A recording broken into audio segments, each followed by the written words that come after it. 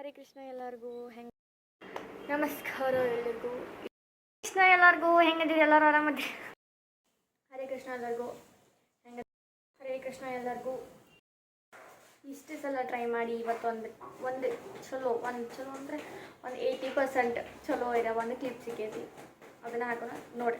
ಹರೇ ಕೃಷ್ಣ ಎಲ್ಲರಿಗೂ ಹೆಂಗದಿರಿ ಎಲ್ಲರೂ ಅನ್ನೋತೀರಿ. ನನ್ನ ಹೆಸರು ಸೌಂದರ್ಯ ಅಂತಂದು. ಇದು ನನ್ನ ಹೊಸ ಚಾನಲ್ ವಿ ಫಾರ್ ವ್ಲಾಗ್ಸ್.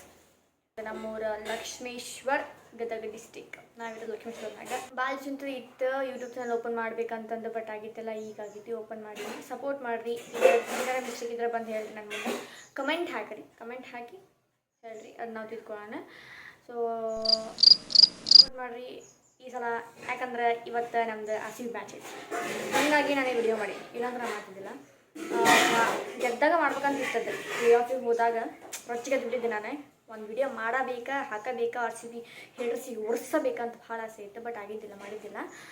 ಈಗ ಮಾಡ್ಬೇಕು ಅನಿಸ್ತಾ ಮಾಡಿದೆ. ಇವತ್ತು ಮ್ಯಾಚ್ ಐತಿ. ಸೊ ಎಲ್ಲರೂ ಹನುಮಾನ್ ಚಾಲೀಸ್, ಕೃಷ್ಣ ಮಹಾಮಂತ್ರ ಎಲ್ಲನೂ ಹೇಳ್ಕೊಂಡು ಕುಂತಿದ್ದಾನೆ. ಟಿ ವಿ ಮುಂದೆ ಕುಂತು ಹೇಳ್ಕೊಂತ ಹೊಯ್ಕೊಂತ ಎಲ್ಲ ಬೇಕಾಯ್ತ. ಗೆಲ್ಲಿಲ್ಲ ಅಂದ್ರೆ ನಾನು ಅದು ಕರ್ನೆ ಹೇಳ್ತೀನಿ. ಪ್ಲೇ ಆಫಿಗೆ ಹೋಗ್ಬೇಕಾದ್ರೆ ಕಣ್ಣಾಗ ನೀವು ಬಂದ್ಬಿಟ್ಟಿದ್ದು ನನಗೆ. ಯಪ್ಪ ಹೊಕ್ಕಿರಲ್ಲ ನೆನೆಸ್ಬಿಟ್ಟಿದ್ದೆ. ಆದರೆ ಇವತ್ತಂತೂ ಗೆಲ್ಲಬೇಕು. ಸೋತ್ರ ನಾನಂತೂ RCB ಟೀಮ್ ಮನಿ ಮಠ ಹೋಗಿ ಅವ್ರಿಗೆ ಹೇಳ್ಬಿಡ್ತೀನಿ ನೆಕ್ಸ್ಟ್ ನಾನು ಗೆಲ್ರಿ ಅಂತಂದ್ರೆ.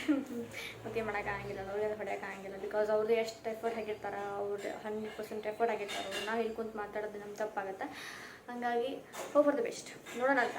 ಇವತ್ತು ಗೆಲ್ತೀವಲ್ಲ ಒಂದು ಪಾಸಿಟಿವ್ ವೈಬ್ ಇತ್ತು ನನಗಂತೂ. ಹಾಗಾಗಿ ನಾನು ವಿಡಿಯೋನೂ ಮಾಡೀನಿ, ಇದಕ್ಕೆ ಸಂಬಂಧ ವಿಡಿಯೋನೂ ಮಾಡೀನಿ. ನೋಡೋಣ. ಜೈ RCB, ಜೈ ಶ್ರೀ.